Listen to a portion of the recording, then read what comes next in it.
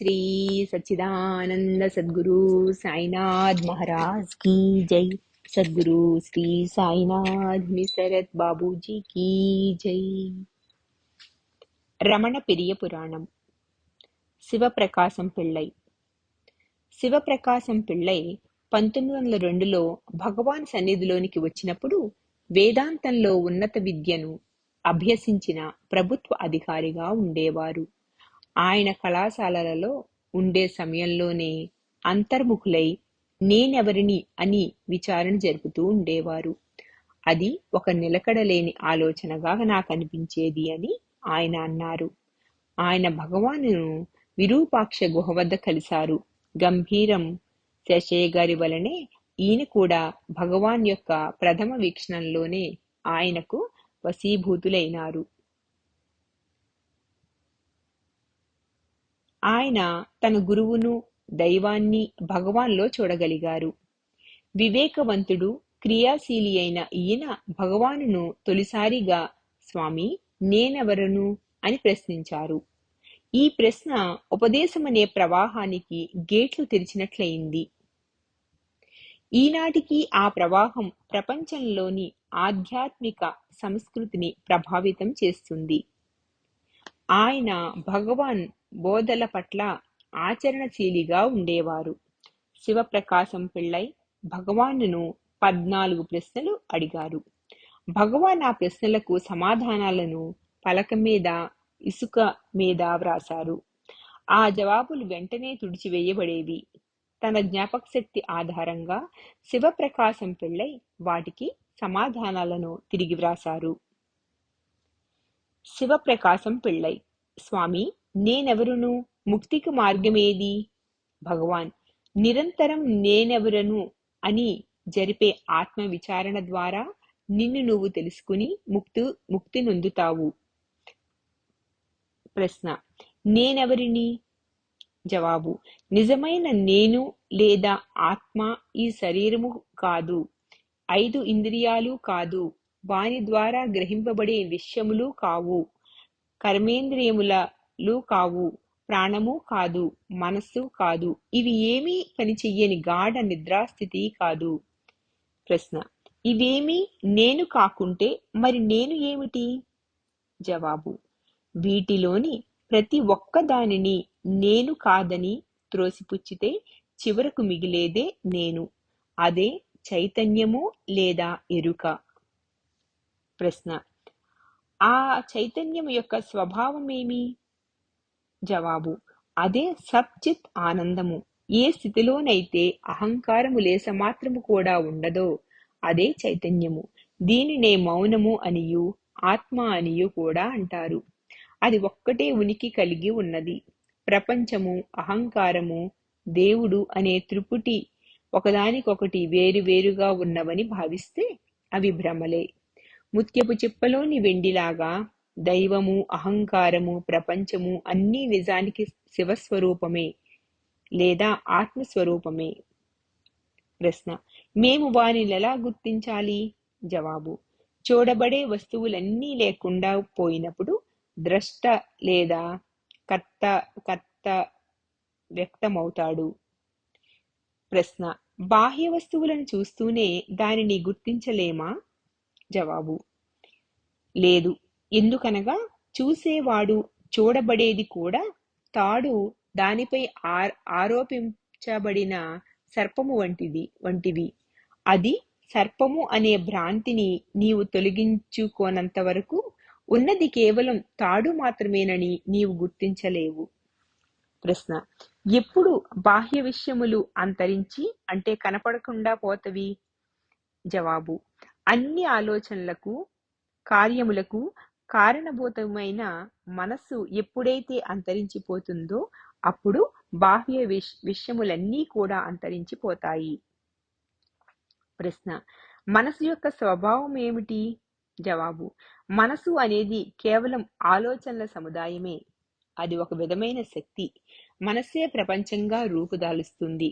ఎప్పుడైతే మనస్సు ఆత్మలో మునిగి లీనమైపోతుందో అప్పుడే ఆత్మ సాక్షాత్కరిస్తుంది. మనస్సు ఆత్మను వీడి బాహ్యములోనికి వచ్చినప్పుడు ఈ జగత్తు గోచరిస్తుంది. ఆత్మ మరుగున పడుతుంది. ప్రశ్న: మనసు ఎలా అంతరిస్తుంది? జవాబు: నేనెవరును అను విచారణ ద్వారానే కేవలము మనసు అంతరిస్తుంది. ఈ విచారణ కూడా మనసు యొక్క ప్రక్రియే అయినప్పటికీ అది మనసు యొక్క ఇతర ప్రక్రియలను నాశనం చేసి తను కూడా నశించిపోతుంది. ఎలాగంటే చితిలోని కట్టెలను మండించడానికి ఉపయోగించిన కట్టె చితిలోని శవము కాలి భస్మమైపోవు సరికి తాను కూడా ఎలా బూడిదగా మారుతుందో అలాగా. అప్పుడే ఆత్మ సాక్షాత్కరిస్తుంది. నేను అనే భావం ఎప్పుడైతే నశించిపోతుందో శ్వాస, మిగిలిన జీవనాన్ని తెలిపే చిహ్నాలు కూడా అణిగిపోతవి. అహంకారానికి, ప్రాణమునకు ఒకటే జన్మస్థానము. నీవు ఏ పని చేస్తున్నా కూడా అహంకార రహితంగా, కర్తృత్వ భావం లేకుండా, అంటే నేను చేస్తున్నాను అనే భావన లేకుండా చెయ్యి. ఎప్పుడైతే మానవుడు ఆ స్థితికి చేరుకుంటాడో అతనికి తన భార్య కూడా జగజ్జనని లాగానే కనిపిస్తుంది. అహంకారాన్ని పూర్తిగా ఆత్మకు అర్పించి వెయ్యటమే నిజమైన భక్తి. ప్రశ్న: మనస్సు నశించుటకు ఇతర మార్గాలు లేవా? జవాబు: ఆత్మ విచారణ తప్ప అంత పటిష్టమైన విధానం ఇంకొకటి లేదు. వేరే ఏ మార్గంతోనైనా మనసును కొంతసేపు శాంతింపచేస్తే అది కొద్ది కాలం పాటు శాంతించి పిదప మరలా విజృంభించి మొదటికొస్తుంది.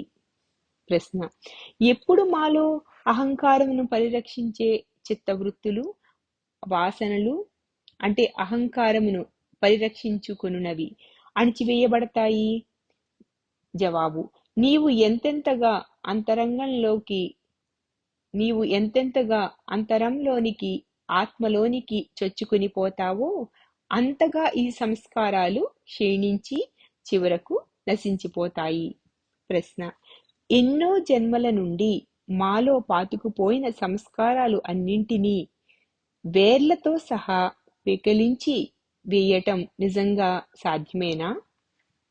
జవాబు: ఇటువంటి సందేహాలకు నీ మనస్సులో ఎన్నడూ తావివ్వక దృఢ నిశ్చయంతో ఆత్మలోనికి మునుగు. మనస్సును నిరంతరము ఆత్మ విచారణ ద్వారా ఆత్మవైపు మళ్లించినట్లయితే దానంతటదే నశించిపోయి ఆత్మరూపం తెలుస్తుంది. నీకు ఏదైనా సందేహం వచ్చినప్పుడు దానిని తీర్చుకోవడానికి ప్రయత్నించక ఈ సందేహం వచ్చింది ఎవరికి అని విచారించు. ప్రశ్న: ఇలా విచారణ ఎంతకాలం జరగాలి? జవాబు: ఆలోచనలకు మూలమైన సంస్కారాలు నీ మనస్సులో ఏ కొద్దిగానైనా దాగి ఉన్నంత వరకు, కోటలో శత్రువులు ఉన్నంత వరకు దాడి చెయ్యటానికి ప్రయత్నిస్తూ ఉంటారు. ఒక్కొక్కరు బయటికి వచ్చిన వెంటనే చంపేస్తూ ఉంటే చివరకు కోటని వశమవుతుంది. ఆ విధంగానే ప్రతిసారి నాలో ఏదైనా ఆలోచన తలెత్తిన వెంటనే దానిని ఆ విచారణతో అణిచివెయ్యి. ఆలోచనలన్నింటినీ వాటి పుట్టుక చోటునే వెయ్యడాన్నే వైరాగ్యం అంటారు. ఆత్మసాక్షాత్కారమగు వరకు విచారణ తప్పనిసరి. ఏ విధమైన అంతరాయము లేని నిరంతర ఆత్మ స్మరణయే కావలసినది. ప్రశ్న: ఈ జగత్తుకు, దానిలో జరిగే కార్యక్రమమంతటికీ కూడా దైవ సంకల్పమే కదా కారణం. దైవము ఎందుకలా సంకల్పించాలి? జవాబు: దైవానికి ఏ ఉద్దేశమూ లేదు. ఆయన ఏ కార్యము చేత బద్ధుడు కాదు. ఈ జగత్తులోని కార్యక్రమమేదీ ఆయనను ప్రభావితం చెయ్యలేదు. ఉదాహరణకు సూర్యుడినే తీసుకో. సూర్యుడు ఏ కోరిక, ఉద్దేశము, ప్రయత్నము లేకుండానే ఉదయిస్తాడు. కానీ సూర్యుడు ఉదయించగానే అనేక కార్యక్రమాలు ఈ భూమి మీద ప్రారంభమవుతవి. సూర్యకిరణ మార్గంలో ఉంచబడిన కటకము, అంటే లెన్సు, భూతద్దము, దాని కేంద్రము ద్వారా కిరణమును పరావర్తన చెందించి వేడిని, మంటను పుట్టిస్తుంది. కలువ వికసిస్తుంది. నీరు ఆవిరిగా మారుతుంది. ప్రతి జీవి ఏదో ఒక కార్యక్రమమును ఆరంభించి నిర్వహించి ముగిస్తుంది. అటువంటి కార్యక్రమం వల్ల ఏమాత్రమూ ప్రభావితం కాకుండా తన స్వాభావిక ధర్మాన్ని అనుసరించి ఉద్దేశరహితంగా కేవలం సాక్షీభూతుడుగానే సూర్యుడుంటాడు. దైవము కూడా అంతే. లేదా ఆకాశమును ఉదాహరణగా తీసుకుంటే భూమి, నీరు, అగ్ని, వాయువు అన్నీ అందులోనే ఉండి వాటికవి ఎన్నో మార్పులు చెందుతూ ఉంటాయి. ఆ మార్పులేవి ఆకాశమును అంటే స్పేస్ను ప్రభావితం చెయ్యలేవు. దైవము అంతే. జీవుల యొక్క సృష్టి, స్థితి, లయ, ముక్తి వగైరాలన్నీ ఆయన పనులే అయినప్పటికీ వాటిని నిర్వహించడంలో ఆయనకే విధమైన కోరిక కానీ ఉద్దేశం కానీ లేవు. జీవులు తమ తమ ప్రారబ్ధ ఫలములను దైవము యొక్క ధర్మసూత్రాలను అనుసరించి అనుభవిస్తారు. వారు చేసిన కర్మ ఫలితములకు వారే బాధ్యులు. కానీ దైవము కాదు. దైవము ఏ కార్యము వలన ప్రభావితం కాదు. పిమ్మట శివప్రకాశం పిళ్ళై మరొక 14 ప్రశ్నలను అడిగారు. భగవాన్ వాటికి కూడా సమాధానాలు ఇచ్చారు. ఈ 28 ప్రశ్నలు వాని సమాధానాలు కలిపి సాధకులకు ఎంతో ఉపయోగకరంగా ఉండే నేనెవరు అనే చిన్న పుస్తకముగా వెలువడ్డవి. మనసు కూడా ఆ ఆత్మయేనని, శ్రీ రమణ మహర్షిలో ఏ చైతన్యమైతే నిండి ఉండేదో అది ఈనాడు ఈ జగత్తంతా అనాది అయిన కల్మష రహితమైన సత్యముగా అంటే చైతన్యముగా వ్యాపించి ఉన్నదని మనము గుర్తించేటట్లు చేస్తుంది పుస్తకము. మిగిలిన 14 ప్రశ్నల సారాంశము ఈ దిగువ ఇవ్వబడింది. ఈ భౌతిక దేహంలో నేను అని మొదలయ్యేది మనస్సు. ఈ నేను అనే భావన హృదయం నుండి లేదా దేవుని కేంద్రము నుండి వెలువడుతుంది. నేనెవరును అనే ఆత్మవిచారణ ద్వారా మన దృష్టి అంతర్ముఖమై ఆలోచనల నుండి మళ్లింపబడుతుంది. ఈ అభ్యాసాన్ని పట్టుదలతో చేస్తే మనస్సుకు మూలంలోనికి వెళ్ళడానికి ఆత్మలో లీనమైపోవడానికి కావలసిన దృఢత్వాన్ని ఇస్తుంది. సాత్విక సూత్రాలను ఆచరించుట అనగా సాధారణమైన పోషక విలువలు కలిగిన ఆహారాన్ని తగు మోతాదులో మాత్రమే తీసుకోవటం, మంచి నడవడిక కలిగి ఉండటం, మనసు స్వచ్ఛంగా నిర్మలంగా మారటానికి ఎంతో దోహదకారి అవుతుంది. ఈ నిర్మలమైన మనస్సు లోపల ఏ విధమైన అలజడి లేకుండా నిరంతరాయంగా ఆత్మ విచారణ కొనసాగడానికి తోడ్పడుతుంది. సాధకుడు దృష్టిని దృఢంగా నిరంతరం హృదయం మీదే కేంద్రీకరించి ఉంచాలి. సాధకుడు గురువు ఉపదేశాన్ని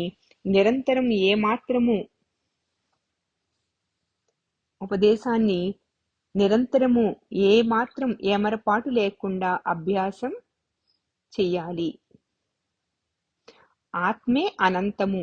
గాఢ నిద్రలో ఉన్నప్పుడు గాని, సమాధిలో ఉన్నప్పుడు గాని, ఏదైనా కోరుకున్న వస్తువు లభ్యమైనప్పుడు గాని ఆనందం ఎందువల్ల లభ్యమవుతుందనంటే మనస్సు తన కోరికను వీడి ఆత్మలో మునగడం వల్లనే. వివేకవంతుడైన మనుష్యుడు ఎప్పుడూ చెట్టు నీడను వీడి తీవ్రమైన ఎండలోనికి వెళ్ళనట్లే సాధకుడు ఎల్లవేళలా అంతర్ముఖుడై ఆత్మపైనే దృష్టి నుంచి బాహ్య విషయాలలోనికి మనసును పోనీయరాదు. సూర్యుని వలనే ఆత్మ కూడా తానే ఆధారముగా గల జీవుల చర్యల వలన ఏమాత్రమూ ప్రభావితం కాదు. నిరంతరము మనస్సును అంతర్ముఖం చేసి ఆత్మగా ఉండుటయే ఆత్మ విచారణ. మనస్సు అణిగితే ఇతరములన్నీయు అణుగును. కేవలము ఉనికిగా లేదా హృదయములోనే ఉండిపోవుట లేదా స్వస్వరూపముగా ఉండిపోవటాన్నే ముక్తి లేదా మోక్షము అంటారు. శివప్రకాశం పిళ్ళై ఈ బోధలన్నింటికీ ప్రతిరూపంగా నిలిచారు. సాధకులు ఎలా అంతర్ముఖులై సత్యాన్వేషణ సాగించాలో ఆయన చూపారు. ఆయన భగవానును ఆరాధించారు. ఆయన బోధలన్నింటినీ సంపూర్ణంగా అవగాహన చేసుకుని ఆచరణలో పెట్టారు. కానీ ఒక్కొక్కసారి భగవాన్ ఉపదేశాలను ఆచరించేటప్పుడు భక్తుడు పొరపాటు పడే అవకాశం ఉన్నది. ఉదాహరణకు, భగవాన్ త్యాగాన్ని అవగాహన చేసుకుని ఆచరణలో పెట్టారు. కానీ ఒక్కొక్కసారి భగవాన్ ఉపదేశాలను ఆచరించేటప్పుడు భక్తుడు పొరపాటు పడే అవకాశం ఉన్నది. ఉదాహరణకు, భగవాన్ త్యాగాన్ని, వైరాగ్యాన్ని గురించి గొప్పగా చెప్పారని, వాటి అర్థం సన్యాసం స్వీకరించడమని ఆయన అపోహపడ్డారు. ఆయన ఇంటికి వెళ్ళి గుండు చేయించుకుని జంధ్యాన్ని తీసి పారవైచి ఒక దోవతి మాత్రమే కట్టుకుని వచ్చారు. భగవాన్ ఆయనను చూసి, నువ్వు ఎందుకు గుండు చేయించుకున్నావు? నీవు మామూలుగానే జుట్టు పెంచుకుని జంధ్యం ధరించి ఉండు అన్నారు. ఉపదేశాన్ని ఆచరణలో పెట్టేటప్పుడు అంతరంగంలో మనస్ఫూర్తిగా ఆచరిస్తే చాలని బాహ్య వేష భాషలలో మార్పులు చెయ్యవలసిన అవసరం లేదని భగవాన్ ఉద్దేశమని పిళ్ళై అర్థం చేసుకున్నారు. బాహ్య జగత్తు పట్ల, దాని యందలి వస్తువుల పట్ల ఆసక్తి ఏమాత్రం మనసులో లేకుండా చూచుకోవాలే గాని బయట ప్రదర్శనతో పని లేదు. శివప్రకాశం పిళ్ళై తరచుగా భగవాన్తో పాటు విరూపాక్ష గుహలోనో స్కందాశ్రమంలోనో ఉండేవారు. తన గురువుకు సమీపంలో ఉండుట వలన, ఆయన బోధనను జీర్ణించుకోవటం వలన ఆయనలో ఆధ్యాత్మిక పరిపక్వత రాసాగింది. ఆయన తన ఉద్యోగాన్ని వదిలి పూర్తిగా ఆత్మ విచారణలోనే గడపాలనుకున్నారు. కానీ భగవాన్ దానికి అనుమతించలేదు. 3 ఏళ్ల పిమ్మట తానిక ఉద్యోగం చెయ్యలేనని, పనిలో ఉండే సమయంలో కూడా ఆత్మవిచారణలో మునిగిపోయి తన ఉద్యోగ విధులను సరిగా నిర్వర్తించలేకపోతున్నానని మరలా భగవాన్తో చెప్పారు. అప్పుడు భగవాన్ ఉద్యోగ విరమణకు ఆయనకు అనుమతినిచ్చి ఆయన స్వగ్రామానికి వెళ్ళి సాధన కొనసాగించవలసిందిగా చెప్పారు.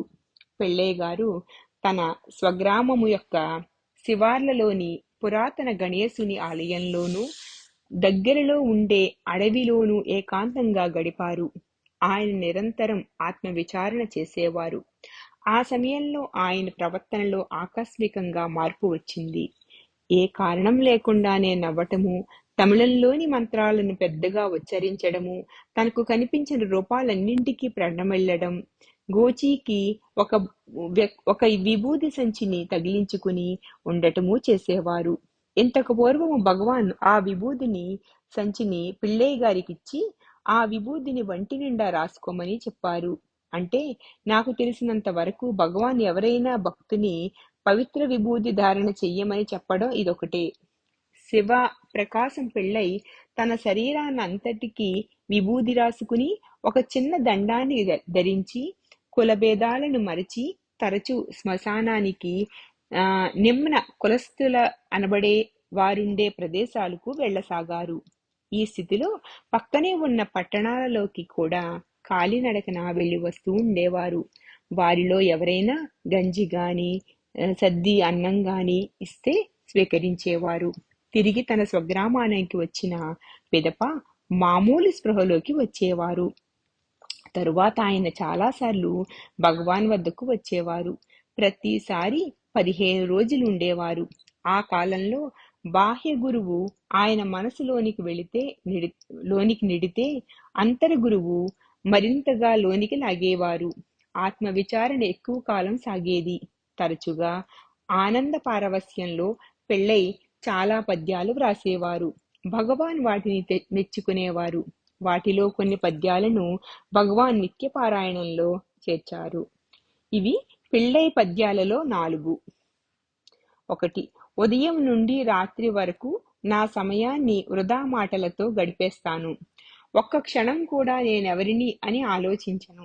ఓ ప్రభు, ఒక్క మాట మాట్లాడితే అది ఎన్నో మాటలకు దారి తీస్తుందని మీరు నాకు చెప్పారు. రమణదేవా, నేను మీ శిష్యునిగా నటిస్తున్నానే గాని ప్రవర్తించడం లేదు. 2. ఇతరులు తప్పుడు పనులను గురించి వింటూ వాటి గురించి మాట్లాడుతూ సమయాన్ని వృధా చేసుకునే పాపిని నేను. నాలో ఎన్నో అవగుణాలు ఉన్నప్పటికీ ఇతరులు వాటి గురించి మాట్లాడితే నా మనసు కోపంతో రెచ్చిపోతుంది. చిన్న చిన్న అబద్ధాలు చెప్పినా పెద్దగా హాని జరగబోదని చిన్న అబద్ధాలు చెప్పడానికి సహించను. ఓ రమణదేవా, అంటే ఇవన్నీ చేస్తూ కూడా నీ భక్తుని వలె నీ కాళ్లపై పడటం గొప్ప నాటకం కాదా? 3. నేను వయసులో పెద్దవాడినైనా అనేక జబ్బులతో బాధపడుతున్న స్త్రీల పట్ల కాంక్ష పోలేదు. వాళ్ళ అందమైన ముఖాలను చూడాలని, వాళ్లతో మాట్లాడి తేనెలాంటి వాళ్ళ పలుకుల్ని వినాలని నా మనసనే దెయ్యం కోరుకుంటుంది నా మనసనే దెయ్యం కోరుకుంటున్నది. అలా చెయ్యవద్దని నేను నా మనసుకు సలహా ఇచ్చినా కూడా అది అడగకుండా వాటి వైపే వెళ్తున్నది. రమణదేవా, ఎప్పుడీ భ్రమ తొలగి నా మనసు స్థిరంగా నిలుస్తుంది? 4. నీకు తెలుసు నా గుణాలు నీకు తెలుసు నా గుణాలు నడవడి విమ్నమైనవని. పూర్తిగా దోషాలతో నిండిన అజ్ఞానులలో నేను అధముణ్ణని నీకు తెలుసు. ఇవన్నీ తెలిసి కూడా నీవు నన్ను వెతికి నీ సంరక్షణలోకి తీసుకున్నావు. ఓ రమణదేవా, ఈ ఆశ్చర్యకరమైన విషయాన్ని నేనెలా వివరించాలి? ఒక భక్తుడు ఒకప్పుడు భగవానుని ఇలా అడిగారు. భగవాన్, శివప్రకాశం పిళ్ళై ఎంతటి గొప్ప సన్యాసి! ఆయన మీ ఉపదేశాలను కించెత్తు కూడా పొల్లుపోకుండా ఆచరించేవారు. ఆయన ఇంతటి నిమ్న స్థితిలో ఉంటే ఇక నా సంగతి ఏమిటి? భగవాన్ ఈ మాటలకు చక్కటి సమాధానం ఇచ్చారు. భగవంతుని స్తుతించేటప్పుడు ఆది శంకరాచార్యుల వారు ఇతర మహాత్ములు కూడా వాళ్ళని తక్కువ చేసుకుని ఇలాగే పలికేవారు. ఈ విధంగా మహాత్ములు సాధకులను హెచ్చరిస్తూ వారికి మార్గనిర్దేశం చేస్తారు. విశ్వనాథ స్వామి శివప్రకాశం పిళ్ళై హాలులోనే ఉన్నారని తెలిసి ఆయనెవరో చూపించమని భగవానుడు కోరారు. హాలంతా భక్తులతో నిండి ఉంది. బహుశా అది పర్వదినమై ఉంటుంది. భగవాన్ తన వేలితో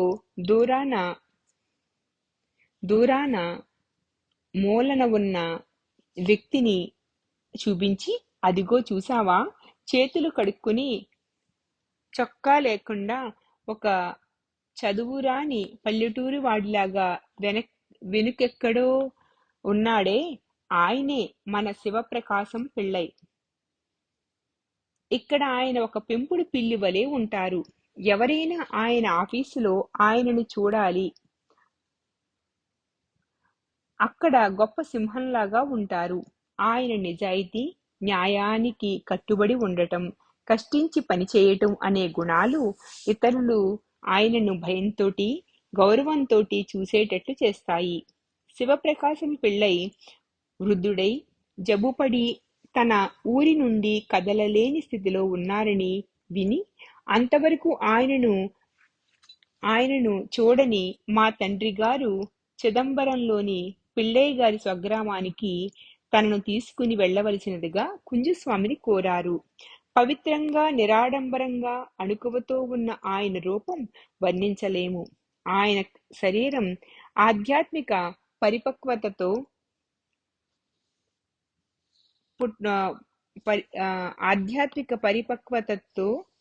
పుటం పెట్టిన బంగారంలా మెరిసేది. ఆయనను మా తండ్రి గారికి పరిచయం చేస్తూ కుంజస్వామి మనస్ఫూర్తిగా, గౌరవ పూర్వకంగా పిళ్ళై గారిని ఇలా ప్రశంసించారు. ఎంతో అనుకోగల పండితుడైన భక్తుడు ఈయన. భగవాన్ యొక్క సూటి మార్గం యొక్క బోధను వెలికి తీసింది ఈయనే. శివప్రకాశం పిళ్ళై ఎంతో వినయంతో, ఉప్పొంగే ప్రేమతో కుంజస్వామి చేతులను పట్టుకుని తన తల మీద, కళ్ళ మీద ఉంచుకున్నారు.